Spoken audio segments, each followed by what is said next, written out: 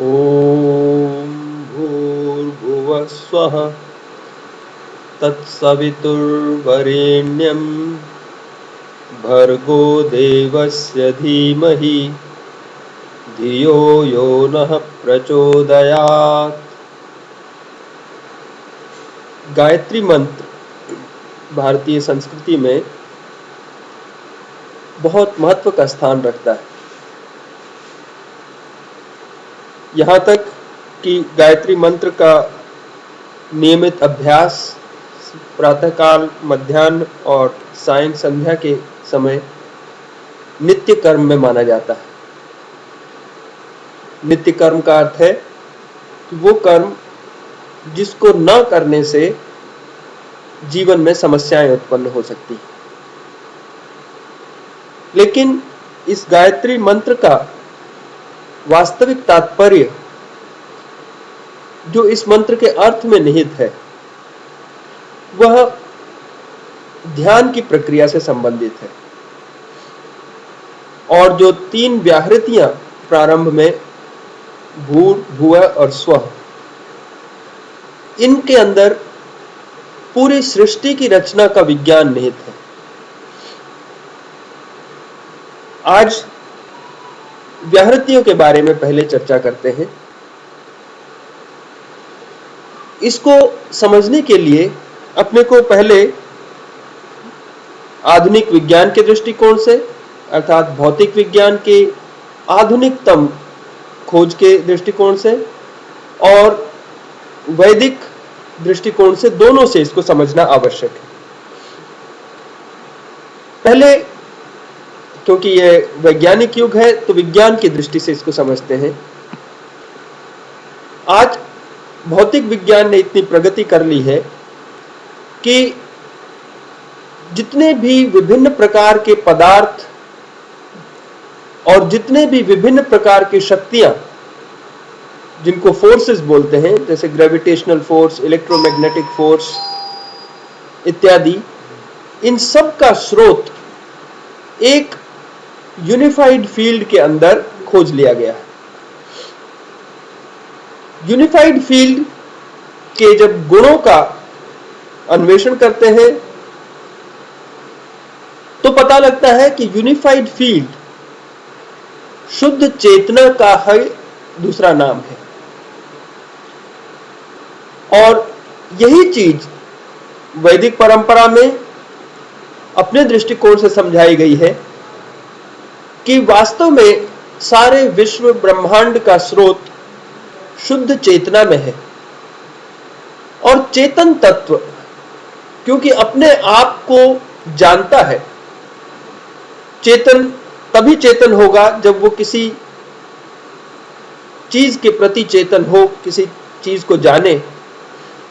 तो चेतन स्वयं को जानने में अपने आप को एक काल्पनिक रूप से कहना चाहिए 3 भागों में बांट लेता है। वास्तव में देखा जाए तो एक चेतन तत्व है जो पूर्ण रूप से चेतन है, उसके सिवा इस विश्व ब्रह्मांड में कुछ भी चीज नहीं है। और वो चेतन है इसलिए वो जानता है, लेकिन कोई और उसके अतिरिक्त वस्तु है ही नहीं, तो किस चीज को जानता है? तो वो केवल अपने आप को जानता है। इस चीज का व्यावहारिक रूप से अनुभव भावातीत ध्यान के समय हो जाता है कि कुछ दिन के अभ्यास के बाद जब ऐसी स्थिति आती है कि कुछ समय के लिए जिस मंत्र का हम प्रयोग कर रहे थे भावातीत ध्यान के लिए, वो मंत्र भी हल्का होते होते समाप्त हो जाता है और कुछ देर के लिए कोई विचार भी उत्पन्न नहीं होते।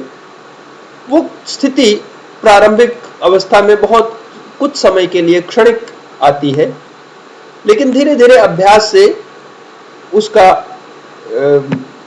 काल बढ़ता चला जाता है।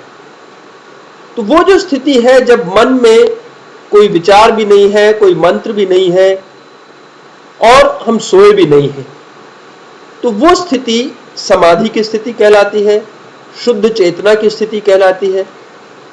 तो उस समय क्योंकि हम सोए नहीं हैं, जागे हुए हैं, लेकिन आंखें हमारी बंद हैं, किसी चीज को देख नहीं रहे, कुछ सुन नहीं रहे, कुछ सोच भी नहीं रहे क्योंकि विचार भी समाप्त हो चुके हैं, तो फिर जान रहे हैं तो किस चीज को जान रहे हैं?